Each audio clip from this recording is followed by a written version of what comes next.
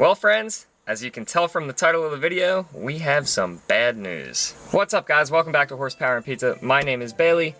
If you are new to the channel, this is the interior of my 2014 435i. I'll give you a quick rundown of what happened and then I'll show you the damage and then I'll tell you where we're going from there. So 2 weeks ago, I took a couple vacation days. My friend Parker Gidney, if you're new to the channel, Parker lives in Maine, but he comes in to Pittsburgh every year for Pittsburgh Vintage Grand Prix.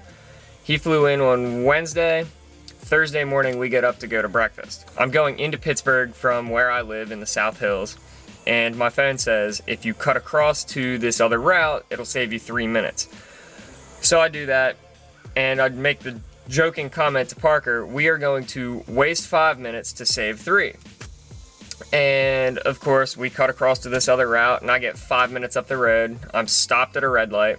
We are stopped at the red light for 20 seconds, just kind of talking. I'm not on my phone, nothing. I'm paying attention to the cars that are stopped in front of me. Light's still red, talking to Parker. Boom! The whole car shakes and I'm like, there's no way. I went into shock immediately. So no airbags go off, nothing. I put the car in park, I get out, and I lose my mind immediately, of course, because I never take time off of work. And of course, the first day that I take off of work in, I don't know how long, it's 9 in the morning, and I get rear-ended in the car that I like. Now, sidebar here, had I been in my Subaru, which I've been having issues with, so I've been daily driving my 435, I love this car, don't get me wrong, but I bought it as a fun car. I bought it to drive it and put miles on it, but I didn't buy it to put the amount of miles on it that I have been. I've been having issues with the Subaru. It's been just kind of parked at a friend's house until I get it fixed, and I've been working on it. The thing that sucks is, had I been in the Subaru, she would have rear-ended me, she would have totaled the car, and I'd be out of that whole nightmare. You can go through all the theoreticals all day. I took a vacation day. I was most likely going to be driving my 435 regardless of if the Subaru was running or not. It would have been nice to have that car been the one that took the damage, but it didn't happen. So I get out of the car and it doesn't look terrible, but I'm like, okay, pull over, I'll get your information. Get her insurance, registration, license. I take pictures of all of this, I get her number, and if this ever happens to you, when they give you a phone number, call it right there so you can see that their phone rings, so you know that they did not give you a fake number. I've had other friends that happened to, so I called her number right there, phone rings, perfect, I have everything. So she goes on her way. I have never been in an accident before, so I call her insurance company right away. I say, look, this is what happened. I'm stopped at a light, she rear-ends me, they take all of the details, they take the information from the car, they take all of my contact info, they take all of Parker's contact info, they take a statement from him, they said, okay, we'll wait, and if we don't hear from her, we'll reach out to her, get a statement from her, we'll file a claim, and then we'll be in touch. So that's the process that we're in now, is I'm still waiting on the insurance company. I'm going to follow up with them if I don't hear anything in the next few days. There's going to be another video updating what's going on with this. So at first glance, nothing looks too terrible. You can kind of see where the bumper pushed through the bumper cover here, so obviously the bumper cover is going to need replaced. The paint is spidered on the top of the bumper cover here, if it'll focus.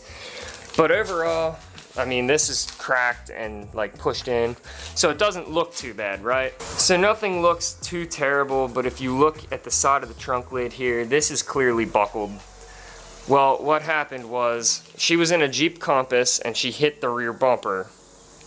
The parking distance sensors actually still work, amazingly enough, but she hit that and pushed everything in. You can also see that with the trunk lid being buckled, the inner part of the taillights no longer lines up with the outer part. The quarter panels look straight, but when I pop the trunk, it's not supposed to make that rattle noise.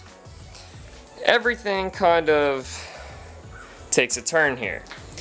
You can't really see it on camera, but if you look down in here, the trunk pan is buckled here.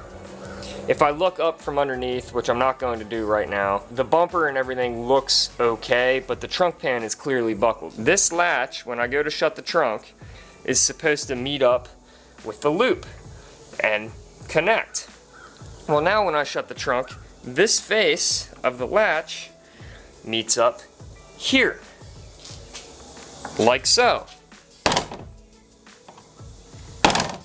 Well, of course, I noticed this after I opened the trunk to take pictures for the insurance company, that I can't get the trunk to close. So Parker ended up having to push in with all 225 pounds of him while I pushed down, and it closes. Here's how I do it by myself. So like I said, I'll update moving forward with what's going on with the car. It's just really frustrating. She says that her foot came out of her flip-flop. The amount of time that we were stopped at the light, there's a turn lane to my left that's open. If her foot slipped out of her flip-flop and she missed the brake, she could have swerved around if she was paying attention. Again, all the theoreticals mean nothing. What happened, happened. It's just frustrating. No one was hurt.